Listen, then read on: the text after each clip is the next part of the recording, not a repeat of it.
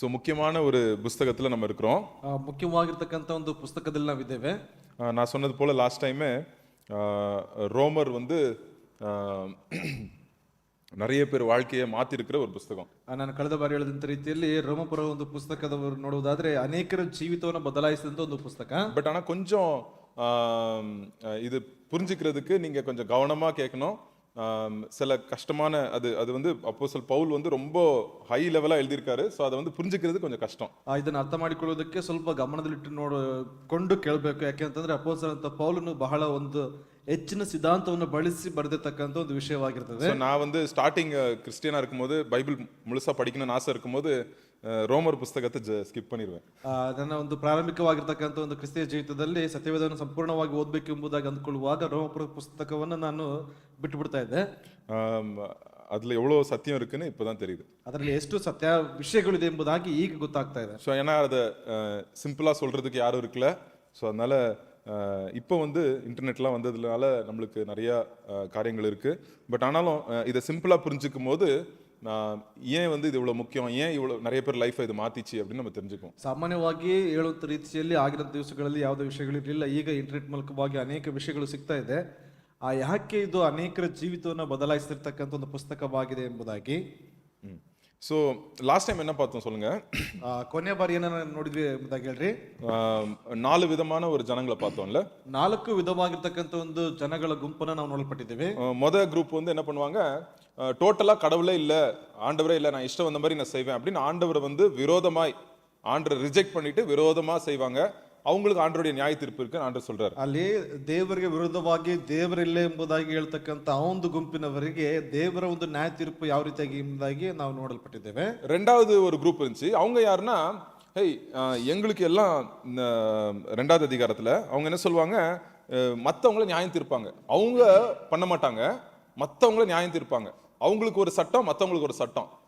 ஆண்டவர் சொல்றாரு, அவங்களையும் நான் நியாயம் தீர்ப்பேன், நான் உள்ளான இதை வச்சு, நான் இருதயத்தின் ஆழத்தில் இருக்கிறத வச்சு நான் வந்து நியாயம் தீர்ப்பேன் அப்படின்னு ஆண்டவர் சொல்றாரு. ಎರಡನೇ ಗುಂಪನ್ನ ಗಮನಿಸುವಾಗ ಅವರು ಇತರರನ್ನ ಅಲ್ಲಿ ನ್ಯಾಯ ತೀರ್ಪಿಗೆ ಒಳಪಡಿಸ್ತಕ್ಕಂಥದ್ದು ಅವರು ಮಾಡದೇನೆ ಇತರರು ಮಾಡುವಂತೆ ಅಲ್ಲಿ ನೋಡಿಕೊಳ್ಳುವಂತ ಒಂದು ವಿಷಯಗಳು ದೇವರು ಹೇಳ್ತಾ ಇದ್ದಾರೆ. ಅವರನ್ನು ಕೂಡ ನಾನು ನ್ಯಾಯ ತೀರ್ಪಿಗೆ ನಾನು ಒಳಪಡಿಸ್ತೇನೆ ಅಂತಕ್ಕಂಥ ಒಂದು ವಿಷಯಗಳು. 3வது ஒரு குரூப் பார்த்தோம். 3ನೇ ಗುಂಪನ್ನ ಗಮನಿಸಲ್ಪಟ್ಟಿದ್ದೇವೆ. அந்த குரூப் யாருன்னா, அவங்க வந்து என்ன பண்ணுவாங்கன்னா, நாங்க தான் நீதிமான் அப்படின்னு வந்து ரொம்ப பெருமை பாராட்டுவாங்க. 3ನೇ ಗುಂಪನ್ನ ಗಮನಿಸುವುದಾದ್ರೆ ನಾನೇ ನೀತಿವಂತನು, ನಾವುಗಳೇ ನೀತಿವಂತರು ಎಂಬುದಾಗಿ ಹೆಮ್ಮೆಯನ್ನು ಹೊಂದಿಕೊಳ್ಳುವಂತ ಒಂದು ಗುಂಪು. ஸோ அவங்களுடைய பரிசுத்தெல்லாம் பார்த்தீங்கன்னா வெளிப்படையாதான் ரொம்ப நல்லவங்க மாதிரி இருப்பாங்க. பட் ஆனால் உள்ளான இருதயத்தில் வீட்டில் வந்து ரொம்ப கோவப்படுவாங்க, சண்டை போடுவாங்க, வெளிப்படையாய் மாத்திரம் நடிப்பாங்க. அப்படி ಅಲ್ಲಿ ಬಹಿರಂಗವಾಗಿ ಮಾತ್ರ ಕೇವಲ ನಾಟಕೀಯವಾಗಿ ತೋರ್ಪಡಿಸ್ತಾರೆ. ಆದ್ರೆ ಆಂತರಿಕವಾಗಿ ನೋಡೋದಾದ್ರೆ ಜಗಳವಾಗಿರ್ಬೋದು ಅಥವಾ ಒಂದು ರೀತಿಯಾಗಿರ್ತಕ್ಕಂಥ ಹೊಟ್ಟೆ ಕೊಚ್ಚಿಕೊಳ್ಳುವಂಥದ್ದು ಅನೇಕ ವಿಷಯಗಳು ಅವರು ಆಂತರಿಕವಾಗಿ ನಡೀತದೆ. ಬಾಹ್ಯವಾಗಿ ಒಳ್ಳೆಯ ಒಂದು ನೀತಿವಂತರ ರೀತಿಯಲ್ಲಿ ತೋರ್ಪಡಿಸಿಕೊಳ್ತಾರೆ. ஸோ 4வது ஒரு குரூப் பார்த்தோம். அவங்க யாருன்னா, உலகத்தில் இருக்கிறவங்க எல்லாரும், பைபிள் என்ன வசனம் சொல்லுதுன்னா, நீதிமான் எவனும் இல்லை அப்படின்னு வந்து 3வது அதிகாரம் 10வது வசனத்தில் நம்ம பார்த்தோம். ಅಲ್ಲಿ 3ನೇ ಅಧ್ಯಾಯದ 10ನೇ ವಚನದಲ್ಲಿ ಗಮನಿಸಲ್ಪಡುವಂತ ರೀತಿಯಲ್ಲಿ ಲೋಕದಲ್ಲಿ ನೀತಿವಂತರು ಯಾರು ಇಲ್ಲ ಎಂಬುದಾಗಿ, ಅದು ಲೋಕದಲ್ಲಿರ್ತಕ್ಕಂಥ ಪ್ರತಿಯೊಬ್ಬರು ಎಂಬುದಾಗಿ. ஸோ இந்த 4 குரூப்லையும் ஸ்லைட் போடுங்க. இந்த 4 குரூப்லையும் என்ன ஆயிருதுன்னா, எல்லாரும் வந்து என்னது, பாவம்ன்ற ஒரு பவர் இருக்குது. அது பாவத்துக்கு ஒரு பவர் இருக்குது. அது என்னைக்கு ஆதாம் பாவம் செஞ்சானோ அன்னைக்கு அந்த பாவத்துக்கு ஒரு பவர் வந்துருச்சு, நம்ம சரீரத்துக்கு அது பவர் கொடுத்துருச்சு. அந்த பாவத்தோட பவர் கீழே எல்லாரும் ಅಡಿಮೆಯಾಗಿ விழுந்திருக்கோம். ಅಲ್ಲಿ ನೋಡ್ತಿದ್ದೇವೆ, ಆದಮನು ಯಾವಾಗ ಪಾಪವನ್ನು ಮಾಡಲ್ಪಟ್ಟನೋ ಆಗ ಅವರಿಗೆ ಆ ಒಂದು ಪಾಪಕ್ಕೆ ಒಂದು ಅಧಿಕಾರವಾಗಿರ್ಬೋದು ಅಥವಾ ಒಂದು ಬಲವು ಬರಲ್ಪಡ್ತು. ಆ ಒಂದು ಪಾಪದ ಕೆಳಗೆ ಎಲ್ಲರೂ ಪಾಪಗಳಾಗಿ ಮಾಡಲ್ಪಟ್ಟಿದ್ದಾರೆ ಎಂಬುದಾಗಿ. ஆண்டருடைய அந்த பரிசுத்தமான நியமத்தை யாரும் வந்து யாரும் வந்து அதை வந்து சாதிக்க முடியல, எல்லாரும் மிஸ் பண்றாங்க. பாத்தீங்களா, அந்த வில்லு வந்து, அந்த அம்பு வந்து ஒரு இடத்துலயும் அடிக்கிறாங்க, நடுவில் அடிக்க வேண்டியது எல்லாம் மிஸ் பண்றாங்க. ஏன்னா ஆண்டோடைய பர்ஃபெக்டான பரிசுத்தத்துக்கு யாரும் வந்து வர முடியாது. ಅಲ್ಲಿ ದೇವರ ಪರಿಪೂರ್ಣವಾಗಿರ್ತಕ್ಕಂಥ ಪರಿಶುದ್ಧತೆಗೆ ಯಾರು ಕೂಡ ಬರೋದಕ್ಕಾಗ್ತಿಲ್ಲ. ಯಾಕೆಂತಂದ್ರೆ ಎಲ್ಲರೂ ಪ್ರಯತ್ನ ಮಾಡ್ತಾ ಇದ್ರೆ, ಆದ್ರೆ ಅವರ ಗುರಿ ಬೇರೆ ಬೇರೆ ರೀತಿಯಾಗಿ ಅದು ಹೋಗಲ್ಪಡ್ತಾ ಇದೆ. ஸோ 3வது அதிகாரம் 23வது வசனத்தில் நம்ம பார்த்தோம்ல, எல்லாரும் பாவம் செய்து தேவனுடைய மகிமையை என்ன பண்ணியிருக்கிறோம், என்னது, ಮಹಿಮೆಯ ಎಳೆದವர்களா இருக்கிறோம் அப்படின்னு சொல்லுது.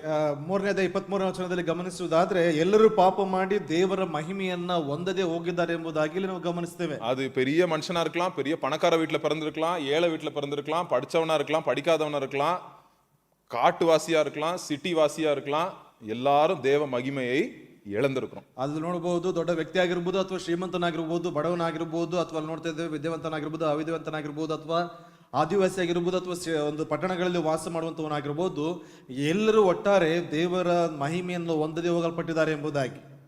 ஸோ என்ன ஆயிடுச்சு, லாஸ்ட்ல வந்து ஒரே ஒரு வழி தான் இருக்கு. ಕೊನೆಗೆ ಏನಾಯ್ತು ಅಂತಂದ್ರೆ ಒಂದೇ ಒಂದು ಮಾರ್ಗವಿದೆ. என்னதுன்னா அடுத்த ஸ்லைட்ல பார்ப்போம். ಅದು ಏನೆಂಬುದಾಗಿ ನೋಡೋಣ. இயேசு கிறிஸ்து மேல இருக்கிற விசுவாசத்தினாலே தேவனுடைய நீதி அந்த பரிசுத்தம் நம்மளுக்கு கொடுக்கப்படுது. ಯೇಸು ಕ್ರಿಸ್ತನ ಮೇಲೆ ಇಟ್ಟಿರ್ತಕ್ಕಂಥ ನಂಬಿಕೆಯ ಮೂಲಕವಾಗಿ ಒಂದು ನೀತಿವಂತಿಕೆ ನಮಗೆ ಅದು ಕೊಡಲ್ಪಟ್ಟಿರುತ್ತದೆ. நம்ம 2 கொரிந்தியர் 5வது அதிகாரம் 21வது வசனம் பார்த்தோம்ல.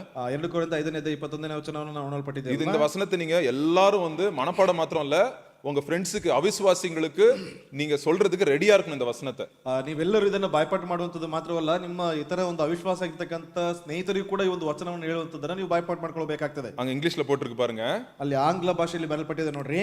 God made Jesus to be sin for us. ಅಲ್ಲಿ ನೋಡ್ತಾ ಇದ್ದೇವೆ, ದೇವರು ಯೇಸುವನ್ನ ಅಲ್ಲಿ ನಮಗಾಗಿ ಪಾಪ ಪರಿಹಾರವಾಗಿ ಅಲ್ಲಿ ಮಾಡಲ್ಪಟ್ಟಿದ್ದಾನೆ.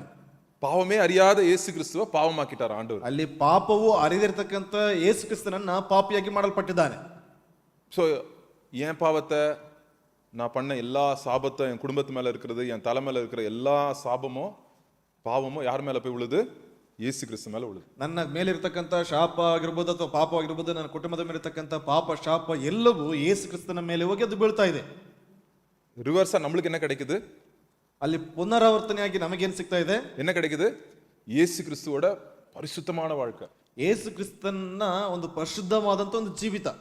அவ்வளோ ஒரு தப்பே பண்ணல. பாவமே எண்ணத்துல கூட ஆண்டவர் தப்பு பண்ணல. எண்ணத்துல கூட ஆண்டவர் வந்து யோசிக்கிறதுல கூட இயேசு கிறிஸ்து பாவம் பண்ணல. ಅಲ್ಲಿ ಯೇಸು ಕ್ರಿಸ್ತನು ಆಲೋಚನೆಯಲ್ಲಿ ಆತನು ಯೋಚನೆ ಮಾಡುವಂತದ್ರಲ್ಲೂ ಕೂಡ ಪಾಪವನ್ನು ಮಾಡಲಿಲ್ಲ. 2 கட்டளை இருக்குல்ல, எல்லாருக்கும் தெரியும்ல. பழைய ஏற்பாட்டுல இருக்கிற புஸ்தகம் எல்லாம் பார்த்தா 2 கட்டளையா சொல்லிடுறாரு ஆண்டவர். என்ன சொல்றாரு? முதலாவது, உன் தேவனுடைய கர்த்தரை முழு இருதயத்தோட, ஆத்மாவோட, பலத்தோட நீ என்ன பண்ணும்? நேசிக்கணும். 2வது என்னது? உன்னிடத்துல நீ அன்பு இருக்கிறது போல பிறவரிடம் நீ அன்பு கூறணும் அப்படின்னு சொல்றாங்க. ಅಲ್ಲಿ ನೋಡ್ತಾ ಇದ್ದೇವೆ, ಸತ್ಯವೇದದ ಸಂಪೂರ್ಣವಾಗಿರ್ತಕ್ಕಂಥ ಒಂದು ಕಾರ್ಯಗಳು 2 ಒಂದು ಆಜ್ಞೆಗಳಲ್ಲಿ ಏನಿದೆ ಎಂಬುದಾಗಿ ನೋಡೋದಾದ್ರೆ, ನಿನ್ನ ಕರ್ತನಾಗಿರುವಂತಹ ದೇವರನ್ನ ಪೂರ್ಣ ಹೃದಯದಿಂದಲೂ, ಪೂರ್ಣ ಪ್ರಾಣದಿಂದಲೂ, ಪೂರ್ಣ ಶಕ್ತಿಯಿಂದಲೂ ಪ್ರೀತಿಸಲ್ಪಡಬೇಕು ಎಂಬುದಾಗಿ. 2ನೇದಾಗಿ ನೋಡೋದಾದ್ರೆ, ನಿನ್ನಂತೆ ನಿನ್ನ ಸಹೋದರನ್ನ ಪ್ರೀತಿಸಲ್ಪಡಬೇಕು ಎಂಬತಕ್ಕಂಥ ಒಂದು ಆಜ್ಞೆಗಳು.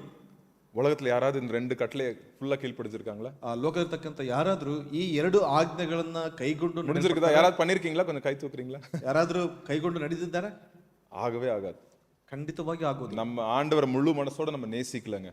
ನಮ್ಮ ದೇವರನ್ನ ಪೂರ್ಣ ಹೃದಯದಿಂದ ನಾವು நம்ம ಪ್ರೀತಿಸಲ್ಪಡಲಿಲ್ಲ. பக்கத்துல இருக்கிறவங்கள நம்மள நம்ம நம்ம சரீரத்தை நம்ம நேசிக்கிறது போல நம்ம பக்கத்துல இருக்கிறவங்கள நம்ம நேசிக்கலங்க. ನಮ್ಮ ಶರೀರವನ್ನ ನಾವು ಪ್ರೀತಿಸುವಂತ ರೀತಿಯಲ್ಲಿ ನಮ್ಮ ಪಕ್ಕದಲ್ಲಿರ್ತಕ್ಕಂಥವರನ್ನ ನಾವು ಪ್ರೀತಿಸುವಂತವರಾಗಿರುವುದಿಲ್ಲ. எல்லாரும் ஷார்ட்டா இருக்கிறோம். எல்லாரும் வந்து நம்ம விழுந்துட்டோம். ಎಲ್ಲರೂ ಬೀಳಲ್ಪಟ್ಟಿದ್ದೇವೆ.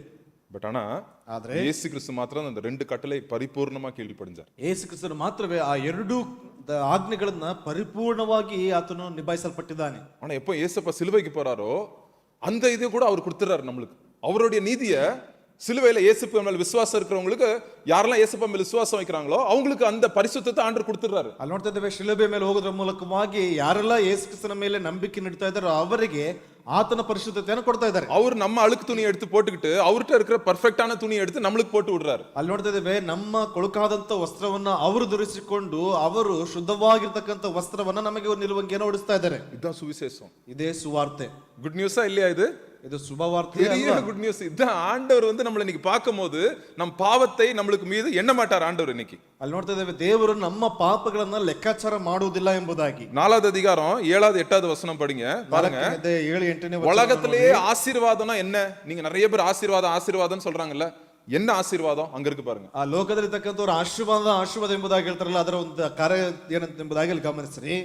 எவர்களுடைய அக்கிரமங்கள் மன்னிக்கப்பட்டதோ, எவர்களுடைய அக்கிரமங்கள் மன்னிக்கப்பட்டிருக்கிறதோ, எவர்களுடைய பாவங்கள் மூடப்பட்டதோ, யாருடைய பாவம் மூடப்பட்டிருக்குதோ அவர்கள் பாக்கியவான்கள். அவன் தாங்க பாக்கியவான். 2வது, எவனுடைய பாவத்தை கர்த்தர் எண்ணாதிருக்கிறாரோ, கர்த்தர் எண்ணாதிருக்கிறாரோ அவன் பாக்கியவான். அவன் தான் பாக்கியவான். யார் ஆசீர்வதிக்கப்பட்டவங்க? ಯಾರು ಆಶೀರ್ವಾದವನ್ನು ಹೊಂದಿರತಕ್ಕಂಥವ್ರು. சோ கிறிஸ்தவங்கிட்ட வந்து ஏசப்பாட்ட வாங்க, ஏசப்பா உங்களை ஆசீர்வதிப்பாருன்னு சொல்வாரு. என்ன ஆசீர்வாதம் அது? ಅಲ್ಲಿ ಕ್ರಿಸ್ತನ ಬಳಿಯಲ್ಲಿ ಹೇಳ್ತಾರೆ, ನೀವು ಯೇಸುವಿನ ಬಳಿಗೆ ಬಂದು ನಿಮ್ಗೆ ಆಶೀರ್ವಾದ ಸಿಗ್ತದೆ. ಅದು ಆಶೀರ್ವಾದ ಯಾವುದು? நிறைய வாட்டி என்ன பண்ணிடுறாங்க நம்ம கிறிஸ்டியன்ஸ், தப்பா சொல்லிடுறாங்க, உங்களுக்கு சரீர சுகம் கிடைக்கும், காசு கிடைக்கும், பணம் கிடைக்கும், வேலை கிடைக்கும் அப்படின்னு சொல்லிடுறாங்க. அது ஆண்டருடைய சித்தப்படி ஆண்டர் செய்வாரு. பட் எல்லாத்துக்கும் மேல பெரிய ஆசீர்வாதம் என்னதுங்க? ಇದು ಇங்க இருக்குதுல இதுதான் ஆசீர்வாதம். ಆದ್ರೆ ಅನೇಕರು ಹೇಳ್ತಾರೆ ನೀವು ಬರುವಂತ ಸಂದರ್ಭದಲ್ಲಿ ನಿಮಗೆ ಶಾರೀರಿಕವಾಗಿರ್ತಕ್ಕಂಥ ಸುಖ ಸಿಗ್ತದೆ, ಆಸ್ತಿ ಅಂತಶ ಅನೇಕ ರೀತಿಯಾಗಿ ಸಿಗ್ತದೆ, ಅದೆಲ್ಲವೂ ಸಿಗ್ತದೆ. ಅದಕ್ಕಿಂತಲೂ ಮಿಗಿಲಾಗಿರುವಂತದ್ದು ಏನಪ್ಪಾ ಅಂತಂದ್ರೆ ಇಲ್ಲಿ ನೋಡ್ತೇವೆ ಈ ಒಂದು ವಿಚಾರವೇ ಎಂಬುದಾಗಿ. இதை சொல்லாம நம்ம மத்த இது சொல்றோம்னா ஏசப்பாவை அறக்குறையா நம்ம மத்தவங்களுக்கு சொல்றோம் அப்படின்ற ಅರ್ಥ. ಇದನ್ನ ಹೇಳ್ದೇನೆ ನಾವು ಇತರ ಒಂದು ವಿಷಯಗಳನ್ನ ಹೇಳ್ತಾ ಇದ್ದೇವೆ ಎಂಬುದಾಗಿ ಹೇಳುವುದಾದ್ರೆ ಯೇಸು ಕ್ರಿಸ್ತನ ಕುರಿತಾಗಿ ಅರಕೊರತೆಯಿಂದ ಹೇಳ್ತಾ ಇದ್ದೇವೆ ಎಂಬುದಾಗಿ. என் பாவத்தில் என்னை பார்க்கும்போது ஆண்டவர் கணக்கு வைக்க மாட்டார், புக் வச்சுட்டு இதோ இன்னைக்கு காலையில் இது செஞ்சான், மத்தியானம் இது செஞ்சான், நேத்து சாயங்காலம் இப்படி செஞ்சான், முந்தா நேத்து இந்த போய் சொன்னான் அப்படின்னு ஆண்டவர் கணக்கு வைக்க மாட்டாராம் பாவத்தை. ದೇವರು ಅಲ್ಲಿ ನಮ್ಮನ್ನ ನೋಡುವಂತ ಸಂದರ್ಭದಲ್ಲಿ ಮುಂಜಾನೆ ಅಥವಾ ಮಧ್ಯಾಹ್ನ ಈ ರೀತಿಯಾಗಿರ್ತಕ್ಕಂಥ ಪಾಪಗಳನ್ನ ಮಾಡಲ್ಪಟ್ಟಿದ್ದಾರೆ ಎಂಬತಕ್ಕಂಥ ಲೆಕ್ಕಾಚಾರಗಳನ್ನ ಅಲ್ಲಿ ಹಾಕುವುದಿಲ್ಲ ಎಂಬುದಾಗಿ. அந்த கணக்க யார் மேல விழுந்துச்சு? என்னுடைய பாவ கணக்கு யார் மேல விழுந்துச்சுங்க? ನನ್ನ ಪಾಪಾಚಾರದ ಲೆಕ್ಕಾಚಾರಗಳು ಯಾರ ಮೇಲೆ ಬೀಳಲ್ಪಟ್ಟಿದೆ? யார் மேல விழுந்துச்சு? யார் மேல? இயேசு கிறிஸ்து மேல விழுந்துச்சு. ಯೇಸುವಿನ ಮೇಲೆ ಬೀಳಲ್ಪಟ್ಟಿದೆ. ஒரு இன்னசென்ட்க்கு தமிழ்ல என்ன சொல்லுவாங்க? நிரபராதியான இயேசு கிறிஸ்து மேல என் தப்பெல்லாம் போய் விழுந்துச்சு. ಅಲ್ಲಿ ನಿರಾಪರಾಧಿಯಾದಂತ ಯೇಸುವಿನ ಮೇಲೆ ನನ್ನ ಒಂದು ಲೆಕ್ಕಾಚಾರಗಳು ಬೀಳಲ್ಪಟ್ಟಿದೆ. சோ நம்ம லாஸ்ட் டைம் பார்த்தோம், யாரும் பெரியவன் சொல்லிக்க முடியாது சர்ச்சிலேயோ உலகத்துல யாரும் சொல்லிக்க முடியாது நான் இவரோட பெட்ரு, அவர் என்னோட பெட்ரு, இவர் பெரிய பரிசுத்தவான், நான் பெரிய பரிசுத்தவான். எவனும் பரிசுத்தவான் இல்ல இயேசு கிறிஸ்துவை தவிர. ಅಲ್ಲೇ ಲೋಕದಲ್ಲಿ ಯಾರು ಕೂಡ ನಾನು ಈತನಿಗಿಂತ ಶ್ರೇಷ್ಠ ಅಥವಾ ನಾನು ಆ ವ್ಯಕ್ತಿಗಿಂತ ಶ್ರೇಷ್ಠನು ಎಂಬುದಾಗಿ ಲೋಕದಲ್ಲಿ ಯಾರಿಗೂ ಕೂಡ ಹೇಳುವುದಕ್ಕೆ ಆಸ್ಪದವಿಲ್ಲ ಎಂಬುದಾಗಿ.